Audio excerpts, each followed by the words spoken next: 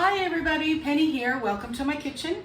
My trusty helper Caitlin, of course, is here with me today, and we're going to kill two birds with one stone because I'm going to show you how to make a really easy pizza dough, and then we're going to fry the dough as Newfie Toutons.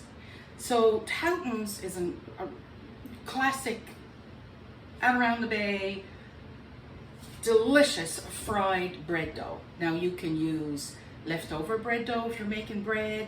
If you buy bread dough at your local bakery, you can use that. If you have leftover pizza dough, if you have pizza dough in your freezer, or you buy pizza dough, whatever kind of dough you want, you can fry a Touton. And all it is fried bread dough. You would fry it similar to a pancake, just in a pan with some butter and a little bit of oil. And, you know, my grandmother probably would have used bacon fat or maybe a bit of, you know, fat back pork fat. And there's different ways you can eat them. I like them just as they're cooked. Just give it to me. I don't want anything on it. I just want to eat it while it's warm, and it's delicious.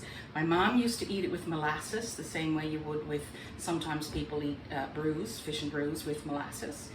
My dad used to like to cut it open while it was still warm and make like an egg sandwich or a bacon and egg sandwich, because oftentimes this is served at breakfast time in the morning. So the other way that I like to do it is like the next day or later that day, and cut them in half like an English muffin and put them in the toaster and then smother them in butter and a little bit of jam. It's so good. So we're going to start with an easy pizza dough because I don't want to make a full batch of bread just for Toutons, and this is super easy, really easy. So it's going to start with approximately 2 cups of flour. You can use all white flour, you can use all whole wheat flour, totally up to you. But in this bowl, I have 1 cup of whole wheat and 1 cup of white. So Caitlin's going to whisk that together so it's nice and thoroughly combined. And in this, we're going to be adding either 1 packet of yeast, if you have the packets, or 2 teaspoons of the traditional active yeast in a jar would be 2 teaspoons. We're going to be adding 1.5 teaspoons of sugar. We're going to be adding about 3/4 of a teaspoon of salt. And we're going to be adding 2 tablespoons of olive oil, or whatever oil you have in the house, and about 3/4 of a cup of warm water. Now, if you're doing this for pizza, you could do some other things with it as well. You could add in like a heaping teaspoon of oregano or Italian seasoning blend. You could put in like a teaspoon of garlic powder or onion salt, you know, different rosemary, different things that you like. You can add into the flour, and then that will flavor your pizza dough as well, of course, as the things that you put on your pizza. So that's all mixed up. So we're going to take about half of that, so about 1 cup. Thank you, Caitlin. Thank you, Caitlin. We're going to take about 1 cup. Yeah, I know, I got to put it in here. Which is about half of that. There we go.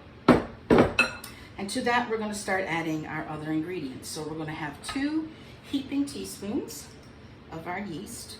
Not too heaping, but you don't have to level it off. There we go. And then we are going to add about 3/4 of a cup, that'd be an awful lot. 3/4 of a teaspoon of salt. I'm just going to eyeball that with the 1 teaspoon. And then we're going to add 1.5 of sugar. And that's basically food for the yeast, to get the yeast to wake up a little bit. There we go. There we go. And then you want to whisk that together, Caitlin? And yes, the salt did go in with the yeast. Don't panic. It's all good. I grew up being totally afraid of yeast. I've since lost that fear, especially watching little old Italian grandmas when they make their bread and things like that. Don't worry about it. Now, if you're proofing your yeast with water and sugar, you wouldn't want to add salt to that process. Thank you, Caitlin. That's good. But because this is all combined in a bowl like this, it's perfectly fine. Okay, so now we're going to add 2 tablespoons of our olive oil. And this is a lovely little olive oil dispenser that came from Barcelona, from Martina, the student from Spain that's with us right now. Okay, and we're going to add 3/4 of a cup of warm water. Now, the trick to this, I don't know why, I don't understand the physics, but it works, is to use the bottom end of a wooden spoon. So we're going to keep mixing and mixing until most of that flour is absorbed. Then we're going to add the rest of the flour. There we go. Now, Miss Caitlin, can you get me one of the silicone brushes from my baking station? I have what we call my back kitchen, and that's where my baking station is. And that is where a lot of my baking stuff is stored. So we're still using the back of the spoon. And we are going to, back of the spoon, the handle of the spoon, a silicone brush. And we're going to work our dough and work our dough. And I do believe that that needs a little bit more water. I'll be with you in 1 second. And in the meantime, Caitlin's gonna brush this bowl all over with that little bit of oil.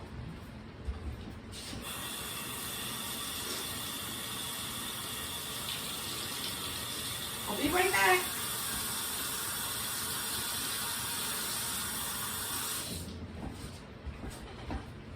Okay. Sometimes, depending on the day, depending on the heat in your kitchen, depending on the density of the flour, how it was measured, sometimes you just need to add either a little bit more flour or a little bit more water to get it to come together. There we go, see, that's working really well. So had that been too wet, I would have used a little more flour. But for now, I'm just gonna put a little bit of flour on my hands, and I'm gonna start kneading the dough right in the bowl till it comes together in a lovely ball. And it pretty much absorbs all of the flour from the bowl. I don't know if you can see that very well. There we go. And as you're doing that, the dough will become like one consistency. I need a little bit more flour on my hand, and therefore on the dough, because it's being a little sticky. And a little more. There we go. Nummy, nummy. So it's all one consistency, and it's a nice ball. I don't know if you can see that. It's all one consistency, nice soft dough. There we go. Now take the brush out. So we're going to put it in a nice greased bowl, and then we're going to turn it over so that the bottom, which is now the top of the dough, is oiled as well. And we're going to let that sit for about 30 minutes till it's almost doubled in size. And we're going to cover it in some saran wrap. I have a fan going, which is interfering with my saran wrap, but that's okay. Just lay it on top, put a nice towel over it, put it in a warm spot, and we'll be back in a half an hour. So our dough is ready, and it hasn't quite doubled in size, but that's okay. It's all good. I probably have a bit too much flour on the cutting board, but that's okay. So we're going to uncover our dough, and we're going to turn it out onto the board, like so. Put that over there, and then just going to flip it over. We're going to pat it down. Yay! And then we're going to cut it into some pieces. So it's a pizza dough, So I'm thinking the pizza would probably feed, I don't know, between 8 to 10 pieces. So let's see if we can get some 1, 2, 3. Oh my, that didn't work out right. 1, 2, 3, 4, 5, 6, 7. And I think this one probably should have been, take a little bit from that one, a little bit from that one, and we'll get our 8. That one might be small, but that's okay. It's all good. A little bit from this one. So don't be afraid to play with your dough. A little bit from that one, and get them as even as you can. But, you know, some serious bakers would be measuring and weighing and making sure that they're all the same size. I'm not going to worry about that. We're going to make a little disc of dough. We're going to warm up our pan on medium, not too high because you don't want your Toutons to burn, right? So there's a little disc. We'll make another little disc. Just make a little ball. Or you can do it like this way on the board. Just cup your hand and go like that. However, that's not how I learned how to make balls of dough. So, just gonna keep making our discs, and then we're gonna fry them, and they're gonna be so good. So we're gonna put a little bit of olive, I have olive oil, but whatever oil you may have. And then we're also gonna put in a little bit of butter. The reason I'm using the olive oil and the butter is because if I put butter in by itself, it tends to burn easily, unless you add in a little bit of oil. You add in a little bit of oil and it increases the burn temperature, so it doesn't burn as easily, which I like, because I don't want to burn my butter, because then I'll burn my Toutons. So you just flatten them out, and then when this pan gets a little hotter, then we'll put them in and we'll fry them. And like I said earlier, it's something like a pancake almost when you're frying them. Just gonna take a little bit, this one's a bit small, and you brown them on each side till they're nice and golden brown, and then that's your Toutons. Yay! My butter's almost melted there, so we're almost ready to go. Now you can make these as big or as little as you want. It's totally up to you. They will puff up in the pan, so if you make them really big, then they're going to be really big. So you don't want them too big unless you need them, you want them that big, then you like it that big, then go for it. But we're not going to go overly big with ours today. So we've got 8. You could easily get 10 out of this. If you want them really small, like say for kids, you could even get them, you could probably even get 12. I would say 12 small Toutons. 8 good size. This one's gonna be a baby, little baby Touton. There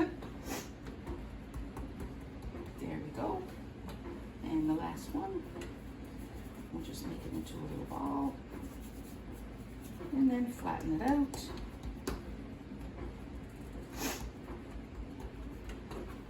There we go. Now, our butter is pretty much melted there.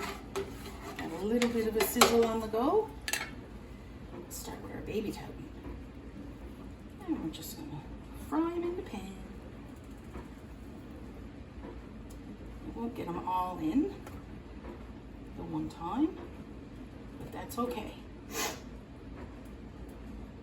Now at this point, if you wanted to take that and freeze it, put some parchment paper in between, like you would with hamburgers if you were freezing, you know, a stack of hamburgers, parchment paper in between, and you could easily freeze these. And then all you gotta do is take them out, put them in a pan, and you got fresh Toutons on a Sunday morning or a Saturday morning, or maybe a night you don't want to cook and you want to make yourself, you know, an egg, a fried egg and cheese sandwich with fresh cooked bread. That's what a Touton is, fresh cooked bread. and they're delicious. So this won't be browned yet. However, I'm going to turn it up just a little bit. They are starting to cook. They are starting to sizzle a little bit. Okay, so as you can see around the Toutons, you see those bubbles? That's what you're looking for. In a pancake, you're looking for your pancake to bubble on top before you flip it over. But this is telling me that that dough is cooking very nicely. Those bubbles that are all around the bottom. So leave it for another minute. I'm adding just a little more butter to the pan on each side, which is optional. Oops, but I like them a little buttery. So we're just gonna move that butter around a little bit. And now, this middle one is definitely ready to flip. Just move a bit of butter in there. And there she is, toasted Touton. Yay! So partway through, the ones on the edges, I kind of turned them around because the inside of the pan was a little hotter than the outside, and that just gets them to cook evenly. But that's optional. There we go. Now this is a non-stick pan, so you don't have to preheat it. It's non-stick, and that's lovely. If you're using a stainless steel pan, you need to heat your pan first, but not too hot. Make sure it's just on like medium, no higher than a little above medium, which is I have here now. But a stainless steel pan, frying pan, you need to preheat. If you don't preheat it, they'll stick. So that's the secret to a stainless steel pan versus a non-stick pan. And as you can see, this is before, this is after. So they puff up quite a bit, which is lovely. Okay, so I'm gonna finish cooking these and then we'll be back. Okay, so if you're making pizza and not Toutons, this will get you one fairly thick crust pizza or two thin crust pizza. And you can bake it for about 15 minutes on 425. Was it 15 minutes? Yeah, about a 12-inch pizza. 425 for 13 to 15 minutes. So that's how that works with the pizza. Now let's check our Toutons. See if they're done. Yep. Any longer than that and they're gonna burn. So we'll just turn that over here. There you go. Oh, look at that, golden brown. But if you can see over here in my pan, see this little bit of black? That's burnt butter. And you don't want that on your next batch of Toutons. So I'm gonna grab some paper towel. And very carefully, and wipe that up. Very carefully. There we go. Put that over here. Another little bit of oil, because we just have two left. And a wee bit of butter. There we go. And the pan is already hot. So we're just going to do it like that. And like that. Yay! So, here's your Toutons. I hope you enjoy them. Use them like an English muffin. Eat them right out of the pan, because I'm going to have that little one now in a minute. Or put molasses on them, or butter on them. Toast them, cut them in half the next day, put them in your toaster like an English muffin, put peanut butter or fried egg, jam, whatever you want. I hope you give it a go. Enjoy! Bye!